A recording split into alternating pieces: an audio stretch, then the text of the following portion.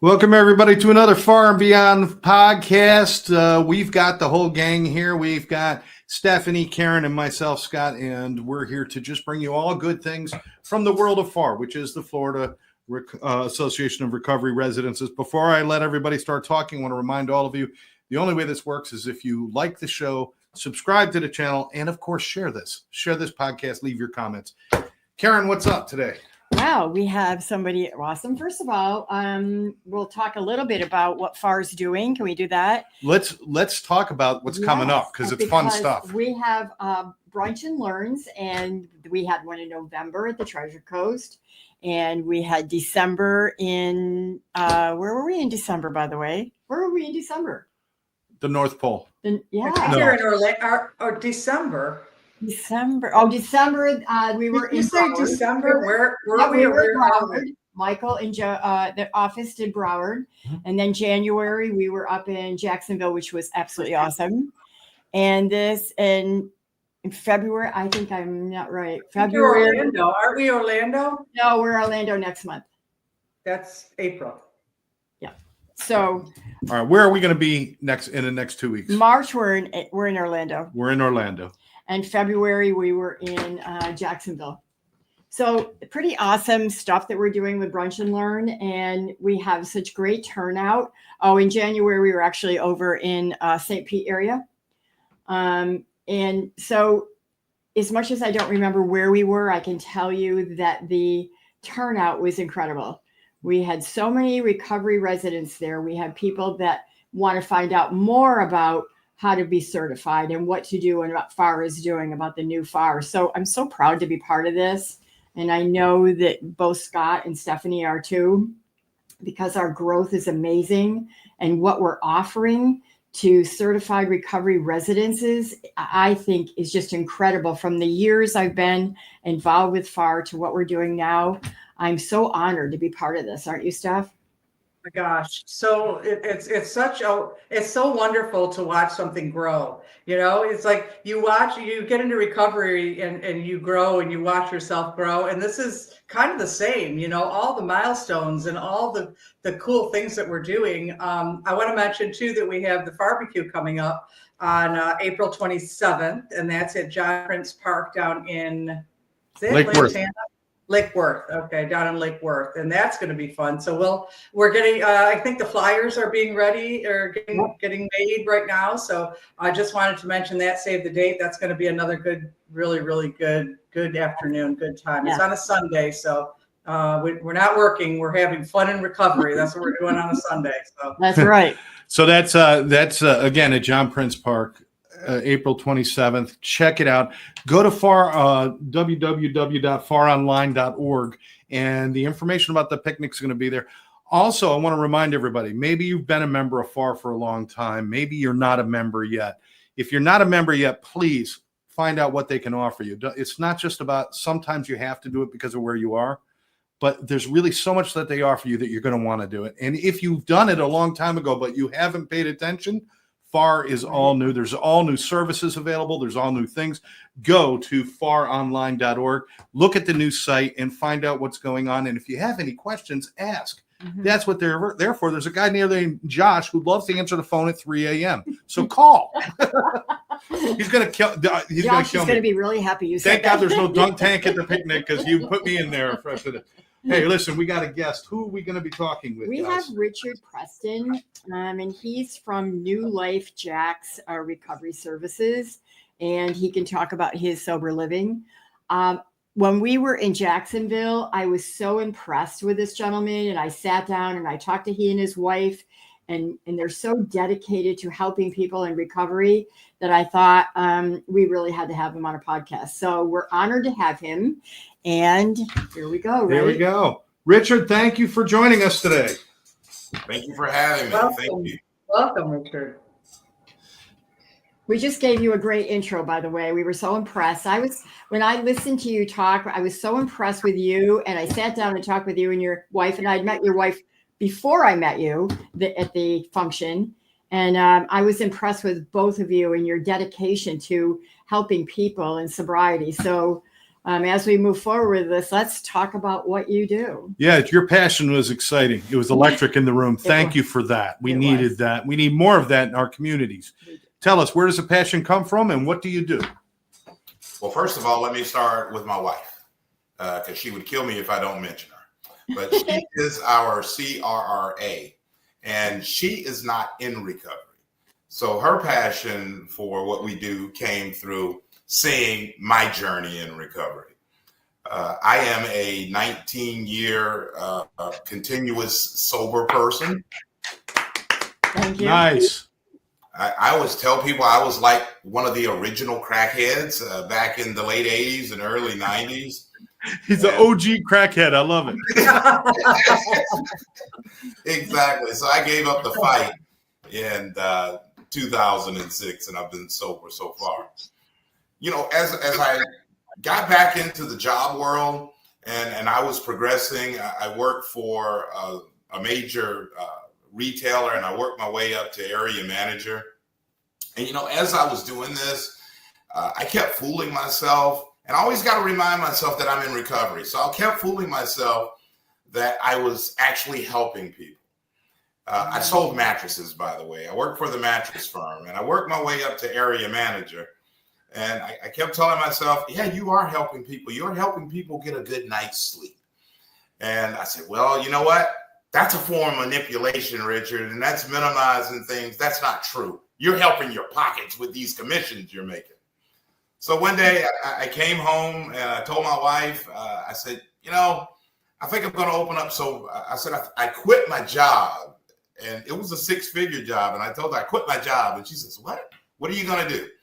I said, I'm truly going to help people now. And she said, in what way? And I said, I think I'm going to open up sober living homes. And that's how New Life Jax Recovery Services was founded. Can you tell New Life Jax? Is there a meaning behind the title there? Well, we live in Jax. We want everybody to be new, and it's recovery. So we just put them all together. I wish I could give you a better answer, but that's about it. No, that's good. No, you live in Jacksonville, and we're sorry about the Jaguars, but so what have you been able to put together in this time? And now, you know, do you have several houses? What are you doing? We do. We have 4 houses under New Life Jax Recovery Services. I'm also the executive director of Project Save Lives, and we have 2 houses in that particular organization. It's a little different, and I'll explain. But we opened up our first house, and my vision was to open up houses in the suburbs of Jacksonville, because all of the sober living homes were, you know, kind of in sketchy areas. Yeah. My sober living, where I stayed for 16 months, was in a sketchy area, but I was ready. But I realized not everybody was at the point I was in my recovery. So I wanted to give everybody a chance. We all know you can get drugs anywhere in the world, but I wanted to give everybody a chance. I wanted them to have good self-esteem about where they're living, and to know that just because you're in recovery doesn't mean you have to live in substandard housing. So all of our houses are in HOA subdivisions. All of our houses are 4-bedroom, 2-bath, and they're peppered throughout Jacksonville because the other thing I wanted to do was make it available. If someone calls me, I wanted to know, where are you working? Where are you working? If you're going back to a job, I'm going to put you closer to that. So that is what we do. One other caveat that I wanted to add to our houses, which, by the way, when I was getting FARR certified, there was a guy named Teddy Bedell, and he thought I was nuts for doing this. But I have a house car at each one of my homes. We purchased a car for each house. And that car is used to get people to meetings. We'll get you to probation. We'll get you to doctor's appointments. It's used to go to church, and we do grocery shopping with it as well. So I wanted to take out the element that used to snag me, because I wasn't a one-hit wonder, by the way. I was on the rehab roller coaster. But what would happen is I would be wanting to do the right thing, and maybe I get paid that day, and let's say I missed the city bus, and now I've got 45 minutes to wait till the next one comes around, and in this old addict mind of mine, I would say, a little drink wouldn't hurt while I'm waiting. And we all know what happens after that. Those were the visions that I had when I opened up, and by God's grace and mercy, we were able to do that, and that's what we do. Boy, one of the things that you're saying is something that I believed. I've been in recovery since 1980, and I looked around, and there wasn't any such thing as sober living. I'm from upstate New York. Scott and I lived in upstate New York, but there wasn't any such thing. And I thought, people deserve help. And how do I help people be okay when they don't have a home anymore and nobody wanted us? I mean, my family wasn't speaking to me. They'd had it, and I had relapsed many times. And so one of the things that I thought, I was able to buy a bed and breakfast and put people in. Do you remember that? Put people in this, and they all had bedrooms and bathrooms. And I thought, you know what? We all deserve to be better. If you help people and your surroundings are better, you feel better, then you want to do better. And so I totally love what you're doing. It certainly fits everything that I believe in as well. God bless you, and thank you for what you're doing. Thank you. Yeah, and that's really, really interesting, Richard. I have never heard of anyone buying a car for the house. And that's you're really, you're putting you're putting your money where your mouth is, removing barriers from people. And at some point, I want to tell you about the Recovery Friendly Workplace initiative at some point, whether it's off air or on air. But tell me more about that. How do you do you let the people that live in the house drive it, or does someone, how do you do that? Tell me about that. That's really interesting. Well, you learn by trial and error. So the way we have it set up is, first of all, each one of our managers at each location has to have a driver's license and be reasonably insurable. So the manager has the key to the car. And we always look for an assistant manager who has a driver's license as well. So we will only have 2 people in control of that car. When we first started, our first car did get sold to the dope man. Not once, but twice. And I had to use my street skills from 1990 to go pick them up. Oh God! Tell me you didn't go out in parachute pants to go do that, did you? Oh my God! I didn't have to go that far, Scott. All right. But and let me tell you, it gets more insane, because at Project Save Lives, we wanted to take it to another level. And let me describe Project Save Lives real quick. It's the same recovery community that we use at New Life Jax Recovery Services, except to gain entrance into Project Save Lives, you have to have committed yourself to a 6-month treatment facility. Wow. Okay. This is my favorite diploma I've ever had in my life, and that is my graduation from the Salvation Army Adult Rehabilitation Center. It was a 9-month program back in 2006. So we go to the Salvation Army. It's a 6-month program now. So we will take graduates from there. And then we have another relationship with the Bridges of Hope. The Bridges of Hope are peppered throughout South Georgia. And we go there and make ourselves known. And to gain entrance, you have to complete that program, and you have to be recommended by the executive director of that program. And then when you come to us, here's where it gets insane. If you have a driver's license and are reasonably insurable, you get a car. So that car will be yours. It can only be used for Project Save Lives business. But you sign for it. And then over time, we rent to own. As you pay on that car, it becomes yours. And then we just replace the fleet.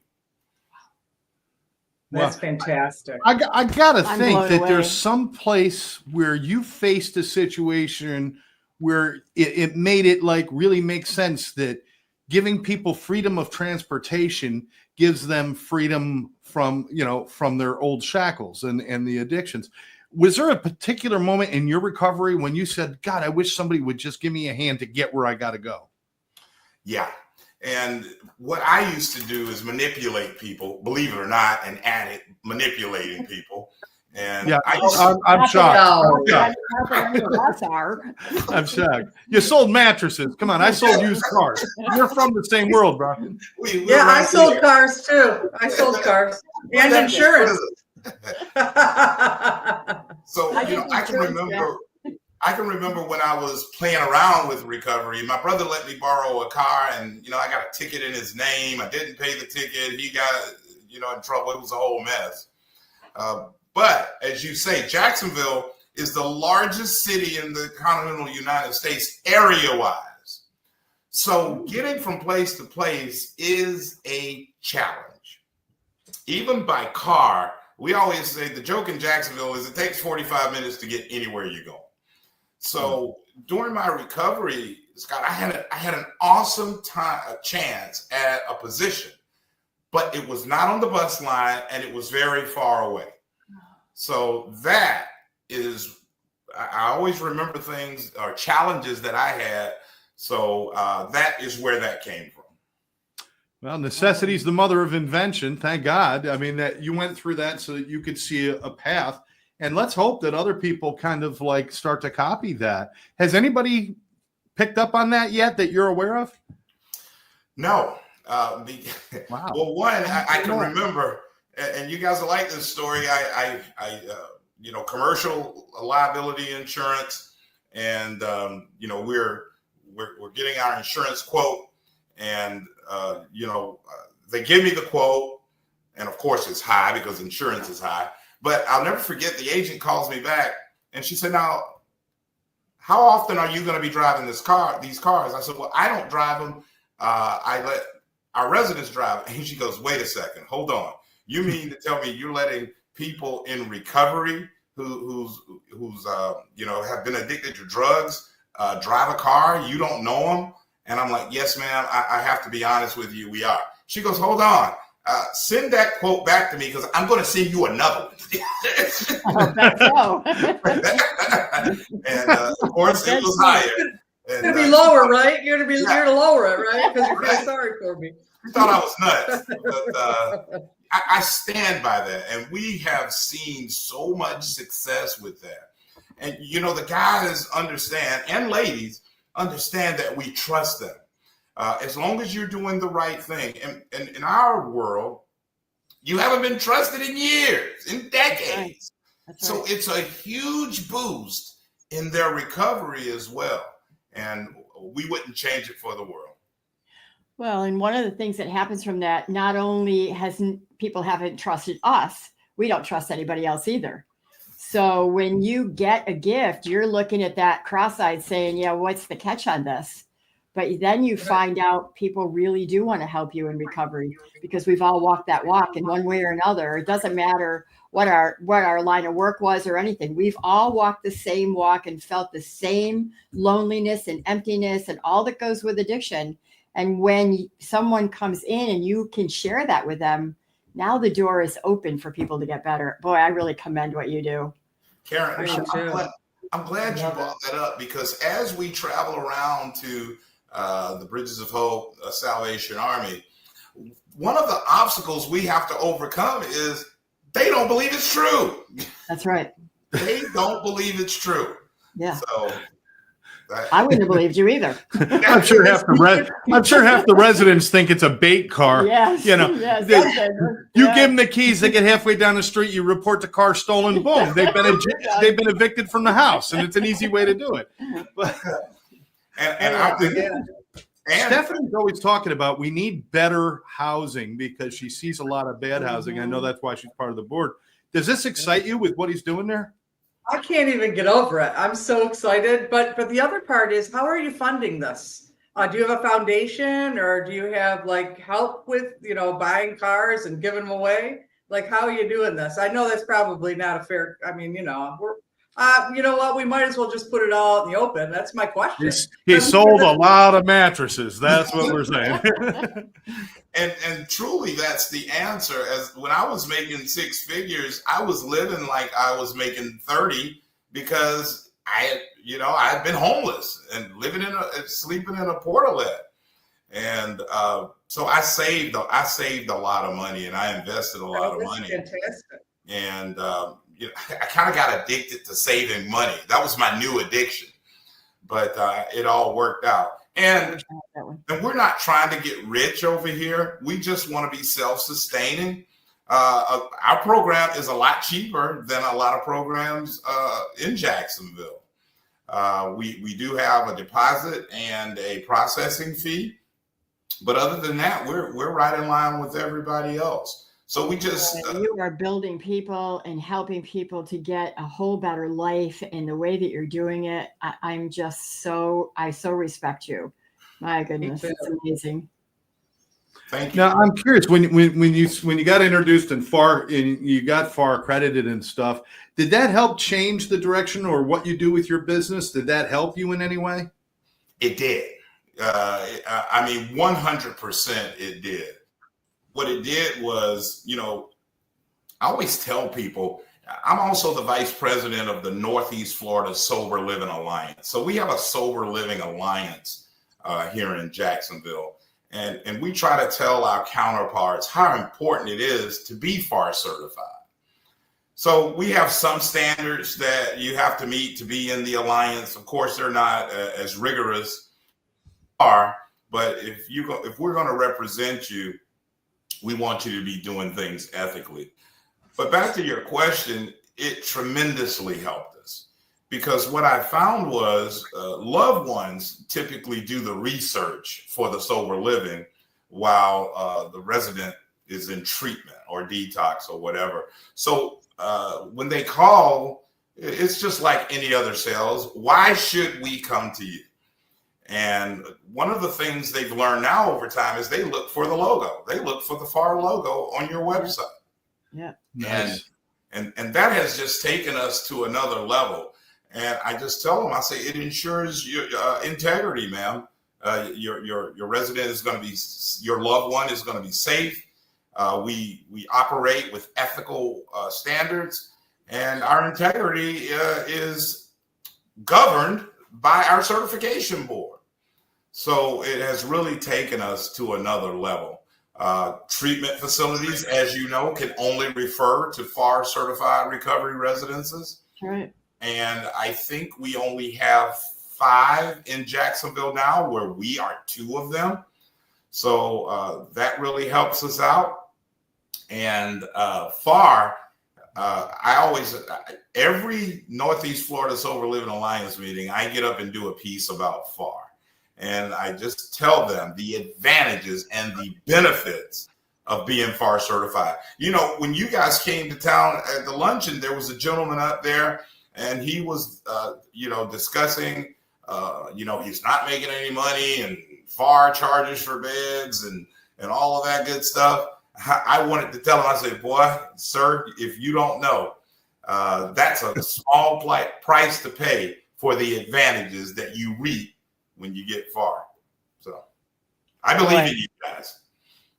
We believe in you too. I would tell you, you're just amazing at what you do. When you spoke that day, I was just blown away. I absolutely, totally respect what you do. That's one of the reasons why I told Stephany about you right away.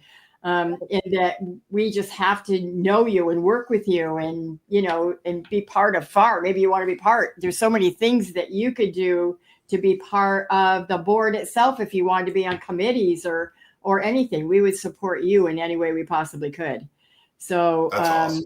I just really, really love what you did that day when he was talking about it. I watched people because I'm a watcher. Scott and I do a lot of different trainings, so I always observe. And I watched people when you were talking, and people started sitting up straight, and they started listening, and they were listening to what you were saying. That means a lot. That your credibility came right through, your integrity. Well, thank you. Thank you. I try to get across to my residents. I says, hey, people look for people. People know when you're sincere about something. And I preach that. So hopefully when I speak or when I talk about recovery residences or recovery in general, that people can see that it's genuine and that it's sincere. And if they see those two values in me, I think we're halfway there. Your sincerity, your passion, your integrity, it shows through when you speak. I don't think there was anybody questioning in that room. I mean, no, everybody knew you were not getting paid to make great statements because the lunch wasn't that good. It was okay, but it wasn't that good. But I'll tell you something. I think a lot of people start with your passion, and maybe you've seen it with other places where they start and they're excited and they want to do this. I know Stephany, Karyn, myself, we've all seen this where people get excited and they get halfway in, or they start building their residence. They start putting people, and then, reality hits. You still got to know how to run a business. There's still issues you got to deal with. You end up with zoning problems. You got this, you got that. And that's where you either stand up and you do the hard part, or you take the shortcuts. And before you know it, your passion just turned into something that's not so nice. What was it that had you take the high road during the hard times, and what was it that surprised you most that was the hardest part about doing what you do? Great question, Scott.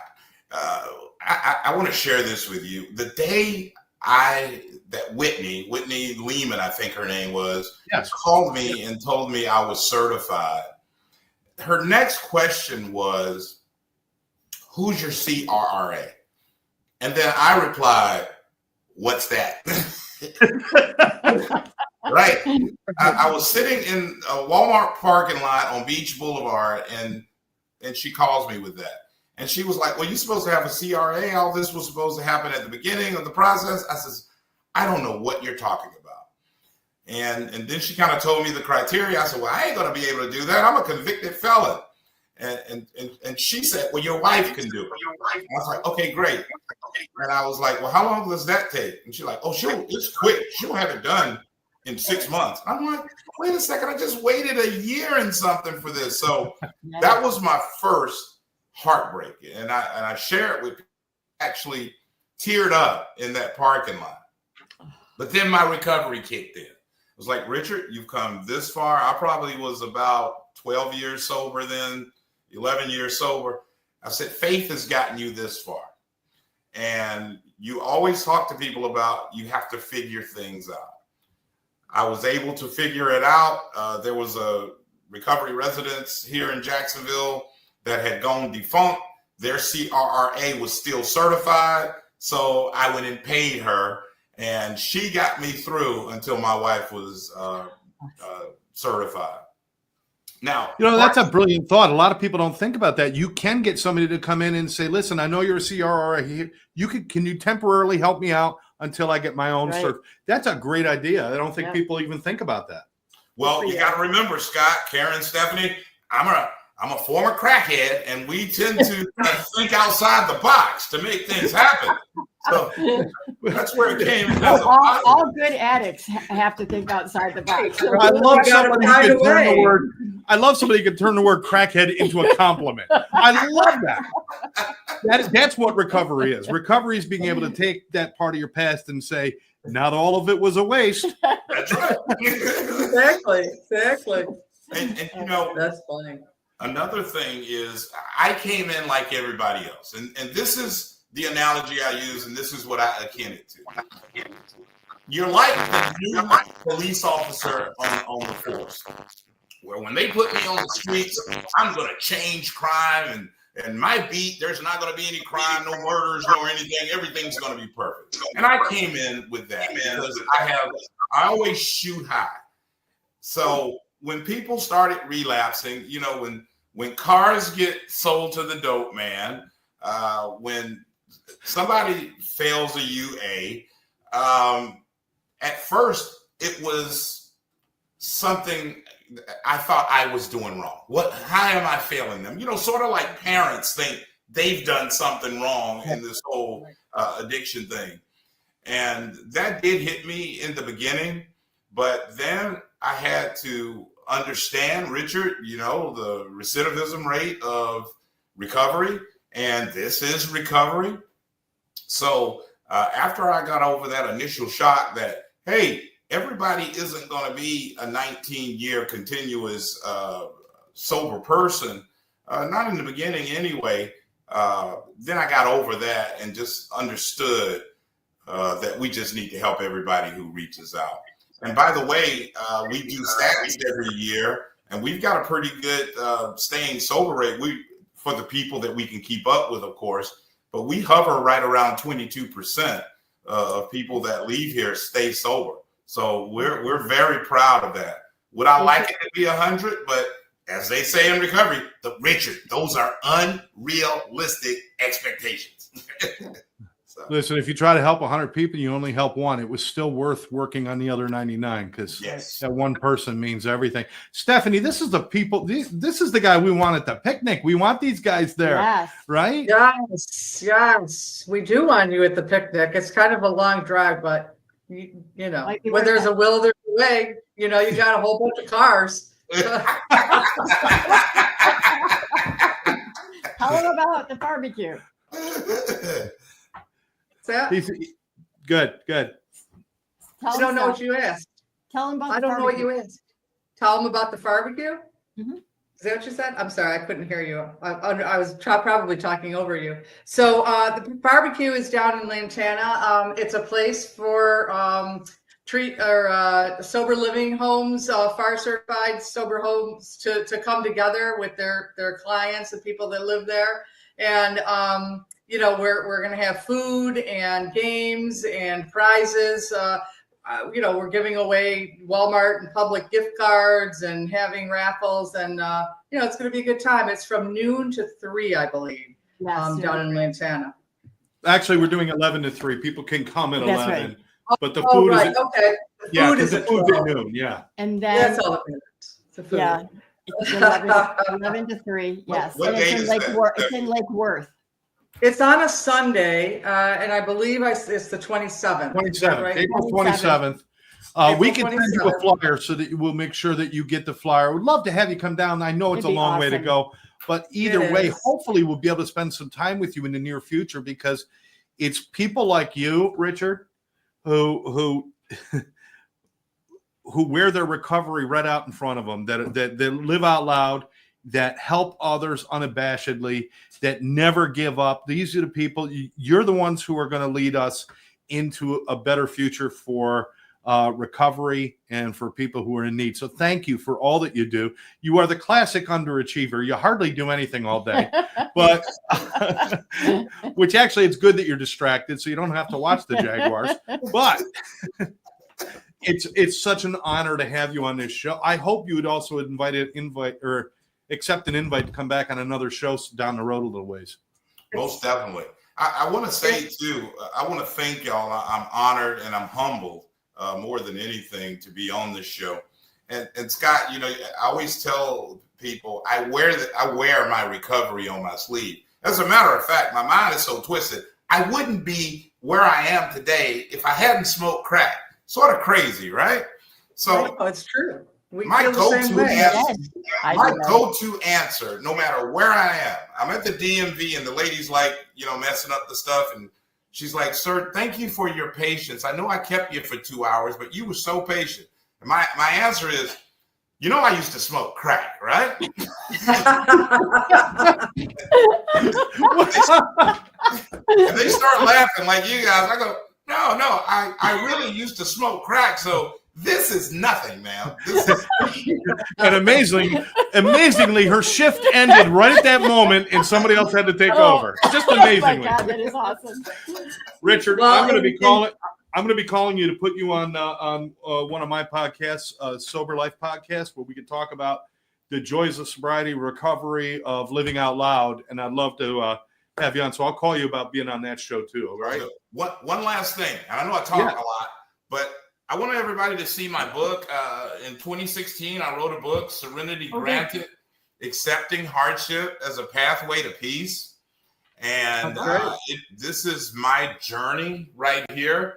And then my second book is called The Absence of Serenity, The Unseen Struggles with Addiction. So this book is for the addict themselves. And this is more support for family. Why did we not show up at the barbecue? Why did we steal the Christmas presents? Why did we promise the 10-year-old we're going to be at the birthday party and didn't show up? So that's who that's for. So thank you for letting me plug my books.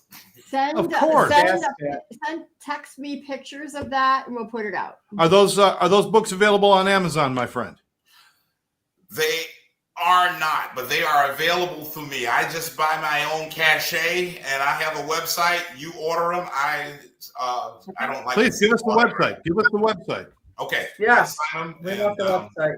I will. No, I mean say it now. Share it with everybody. Oh, I'm sorry. Say it now. It is serenitygranted.net. What is it? Serenitygranted.net. Okay. Serenitygranted.net. I'll make sure we put it in the comments so that way you all can see it. But learn more about Richard Preston, the great work that he does, serenitygranted.net. And as long as you're on your keyboard, also type in FARRonline.org. Check out the new website. Check out what's coming up, what's going on. And if you have any questions, that's where you get the answers. But Stephany, any last thoughts?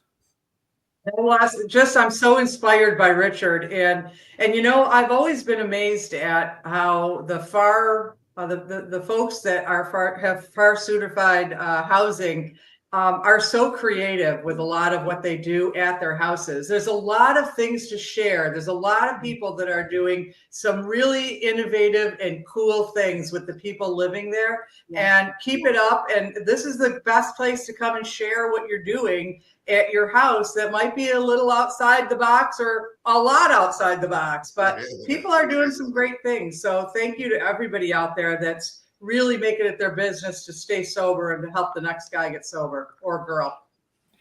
Karyn? I'd like to say something that one of the things you said, Richard, is that you started getting to the process and then you found that there was another piece of the process that was not taken care of. I want to commend the FARR staff, what they have put together to help people so that doesn't happen anymore, and the templates, and there's lists of exactly what you need so you're never running behind yourself anymore. So I want to make sure that people know that what a great job that they do and thank them so much from all of us that get to work with them. And you can reach them by the website or you've got Josh's number or whatever online, but thank you. And thank you for sharing some of those pieces because now they've changed and that's awesome. Richard, any message you'd like to leave people with? Yeah, just one shout out. I just like Josh and Chris and Trish, the people that I interact with most. They're just fabulous people. They're just fabulous. Good. Yes, they are. And if I want to say one thing going out, it's my definition of recovery. The path to recovery. And I tell people there's a right path and a wrong path. The right path begins with change, with an appropriate starting point that's followed by interconnected activities that flow in a logical sequence. Thank you for having me. I have goosebumps. Wow. Wow. And I want to thank all of you for being a part of the FARR and Beyond podcast. Of course, thank you, Stephany. Thank you, Karyn. I'm your co-host, Scott. And most importantly, thank Richard's wife for allowing him to live his best life. Yes. So we want to thank Richard's wife. Richard, I know you think the OG crackhead thing got it all done, but let's be honest. She's probably outside the door listening right now to make sure she was mentioned. So Good, Carol. thank you, everybody. Remember, like this program, subscribe to the channel, share it with your friends. For all of us, take care now. Take care, everybody.